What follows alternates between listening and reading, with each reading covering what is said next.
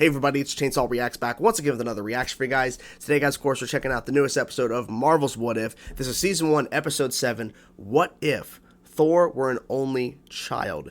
Interesting title. Apparently, this is the Party Thor they've been talking about. This is the Party Thor episode. The creators behind the show were saying about this episode, saying this is a very different episode in terms of tone, because the last number of episodes of What If have been pretty damn dark. I mean, Doctor Strange's episode 4, holy crap. I mean, everything got destroyed because he couldn't save the one he loved, because he kept failing over and over and over. And then episode 5 was zombies. Yeah, zombie Thanos at the end, just needing one stone left, and they're heading towards him with the last stone. So yeah, and then episode 6, Killmonger rescuing Tony Stark. I mean, it started off interesting in terms of him saving Tony, and then realizing the truth behind it all. We all kind of know this is not going to go the way we think, and it still ends on a bad note. It still doesn't end very well. And then someone has pointed this out. It seems every single episode of What If so far, I don't know about this episode, I guess we'll see, Tony Stark is either dead or he dies in the episode sometime in the timeline of this What If. I don't know. I think the first episode, of course, with Captain Carter. Yeah, I had to look at the title. Captain Carter. I was thinking, like, oh, what's the name? He wasn't even born yet, so he couldn't die. But every other episode, he dies. I don't know. Or maybe he does die. And then I don't remember. It's been a bit. But someone pointed that out. That literally Tony dies in every single What If, it seems. The last episode, people were kind of divided on the Killmonger episode, saying it was either interesting or they didn't really care that much. And I get that, because I feel like once you already do the Doctor Strange episode, you need to do the zombies episode, especially with that ending, it's kind of hard to like really keep that same momentum all the time, because a lot of these What Ifs are not going to be cataclysmic and life-changing to that aspect in terms of everything being destroyed, or zombie Thanos is going to get exactly what he wants. I mean, it's not going to always be that way. So in this case, it seems like we're getting something completely different with Party Thor. So let's get into it now, guys. Check it out and see what it's all about. Episode 7, What If Thor Were an Only Child? Let's go. Prepare yourselves for the Party Prince! Yeah, I kind of figured they were doing something. Brotherhood so strong and pivotal, changed the fate of a universe. Yeah. Their childhood taught Thor many lessons. I'm off to my sister's to celebrate the solstice. Now, Okay. this is your for no parties. Of course, Mother. No parties. Heimdall will be watching. He's always watching. Wait, what? Oh, you can't be serious. The most interesting thing that he's ever done is fall Gauntlet. asleep. He only cares about the night. Thunderheart. Oh, wow. Hello. Yeah, have a drink. Oh my gosh. I don't know that guy. He looks like a loser. Big talk coming from a brunette. I love... God damn it. That was good. Talk to him.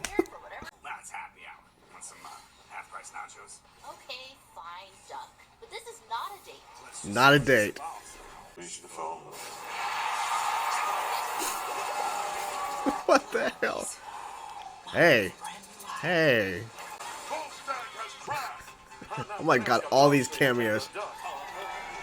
What? What the fuck happened? There's Rocket. Oh my god.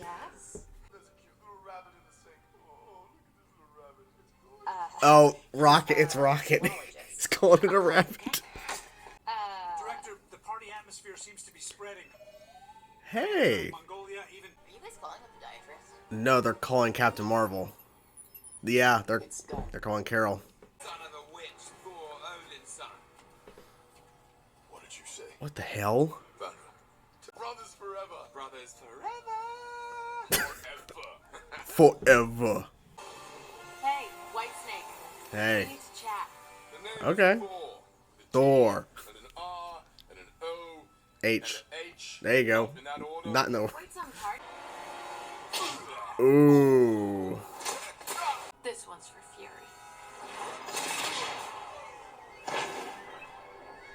Now for the rest of you. Ooh.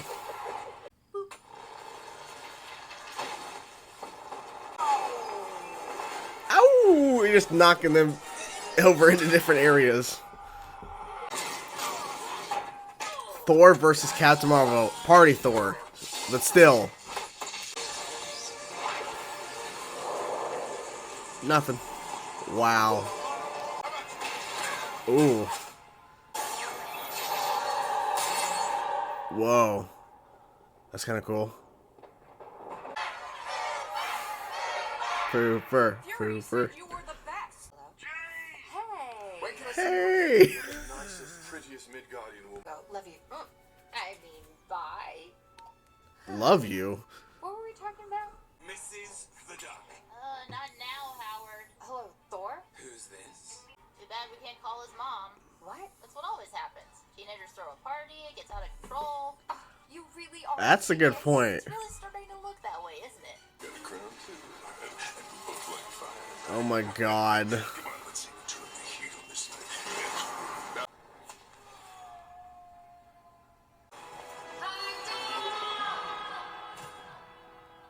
Oh shit. Did it, working. it worked. It worked. You woke him up. Thor. He's in trouble. 3. He's on Earth. Crown Prince of Asgard, only son Oh of shit. Odin. Oh shit. What are you doing? Mother! Mother. And we need to clean up. Look, Clean up. Party now. Ah, yes. You're the party pooper. Party pooper. Where are you going? My mother is coming. My mother is coming. And she's not happy. Like, That was always tilted though. everyone say hello to mother. Hello, Mom. To end our studies, what do we always say, class? Mother, I can explain. Yeah. Oh my god. Together, they lived happily ever after. Perhaps I spoke too soon. What? There you have it, guys. Episode 7. What if Thor were an only child? And I was quite surprised by this episode. I really was. Now, when they said Party Thor, it kind of indicated, okay, some craziness is going to be happening. And of course, the first bit of this episode was essentially a giant party in different places of the world. And seeing all the cameos of different characters, Rocket, Drax, Nebula, Grandmaster, I think this was his name was right, Jeff Goldblum's character, Grandmaster, I think, anyways. Just seeing all these cameos of these characters, and it's like, holy crap, and even Mantis too, and then a ice giant Loki, that was very interesting. I wasn't expecting the direction of the episode to go to where Agent Hill, Maria Hill, is acting director, because Korg runs into freaking Nick Fury and he's unconscious, and so they call upon Captain Marvel. And it was interesting to watch in the middle of this episode. It turned from a party centric type episode where they're just having a giant party on Earth and Thor is going crazy and woo, it's all fun because he's a very different Thor. He has to fight Captain Marvel. Very interesting to watch, because essentially it's giving us something we may never see in the MCU, where we see Captain Marvel fight Thor. So in this instance, they found a way for it to happen because they're very strong characters.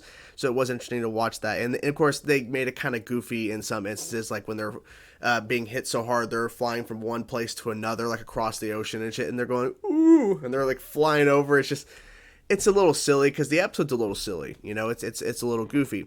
Howard the Duck marrying Darcy. Okay. And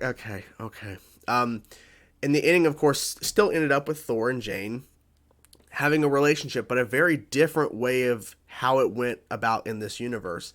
I'll talk about the ending in a second, because, okay, I don't know what the hell's going on there, but holy shit. But, okay, so we have all that going down, and then, of course, his mother has to call, because Jane goes to her and tells her, yeah, your son, he's partying, and is that alcohol? You know, stuff. But she calls right as they're about to fight again, and they're about to set off these nukes. It's like Captain Marvel will be fine. Are you sure? Like, how do you know? And Thor's a prince, well, he's a god, but the nukes are not going to take him out either. So I think it would have been a disaster if they would have hit those nukes. But anyways, so he cleans up. They all clean up. Surtur. I keep forgetting all these people. Like, they had so many different cameos. Of Surtur was like there as well, just hanging out, and he tore down one of the arms of the Statue of Liberty. But they all had to help clean up because he showed the power, the God of Thunder, the Prince of Thunder, I guess in this instance, and whatever. And he's like, my mother is coming, and then like, we all have to help. And it's like, he's the party pooper now. When he told other people, they're the party pooper. He was telling Captain Marvel, you're the party pooper. It's just a crazy concept. It really is. Because basically indicating that Loki, since he was not around and he wasn't growing up with Thor in that aspect and him learning a lot of lessons as the Watcher kind of talked about a little bit, Thor became a very different prince. He became a very different person, and so he didn't go on the path that he needed to go on to become the Thor we know. So he needs Loki. It kind of indicates that they need each other. Loki wouldn't be where he is today in terms of whatever timeline you followed, whether it's the MCU timeline or the Loki timeline now, where the variant and everything and all that. Loki and Thor's relationship is very important. I mean, Loki was still in his life, but not the same in this aspect. So that was interesting. So the ending. Holy shit. Okay. So it ends with, it seems like a good note. And then it ends very, very, very wrong. And I want to know more. And I hope we learn more about what the hell's going on here. Because the Watcher says, love, come together. They lived happily ever after. And then a portal opens, something. Ultron bots come through. And what looks like actual Ultron with the Vision's head, the mask comes up, and it looks like the Infinity Stones on the chest. I think they actually hinted at this in a poster. I want to know the context of what the hell is going on. What? Oh, man. Because I know eventually we're going to be seeing heroes teaming up. We're going to be seeing that happening. So I think they're implying that maybe this Ultron Vision hybrid is some sort of like the big boss battle, essentially, of the Avengers, because we've been seeing a bunch of different versions of the characters and we've been following different what ifs, and I think what they're implying is some of these are connected to each other and not others. But they teased some of the trailers. I'm gonna have to go back and watch the trailers again, but they were teasing a team up of sorts because they showed a version of a team up from some what if characters, and then because they showed the original spin in the first Avengers film where the camera spun around all six, and there's a different version of that. So I'm curious. I'm guessing that may be the final episode. I'm not sure, but I think the concept of this was interesting. I don't know if people. I'm curious to see what people thought about this episode in terms of overall their expectations and how they delivered it, because I can understand if people weren't the biggest fan of this episode. I mean, the cameos were fun, and seeing all these different characters and the context of it all and some of the weirdness of it, Thor going crazy and partying all the time, and Howard the Duck marrying Darcy. But I think the ending might have been the most intriguing part, with what looked like Vision, Ultron Vision Ultron or whatever, with Infinity Stones. So yeah, so I don't know what else to say. I mean, it was a crazy concept, and it definitely was different than the other episodes for sure. But yeah, so we'll see what happens from here, because I mean, they're definitely setting up something crazy, right? So whatever you guys thought about this episode, I'm curious to know your thoughts. Whatever thoughts you have, let me know in the comments below. I'm curious to know what you thought about this episode and this whole concept of Party Thor. Anyways, I will talk to you guys soon. Peace out.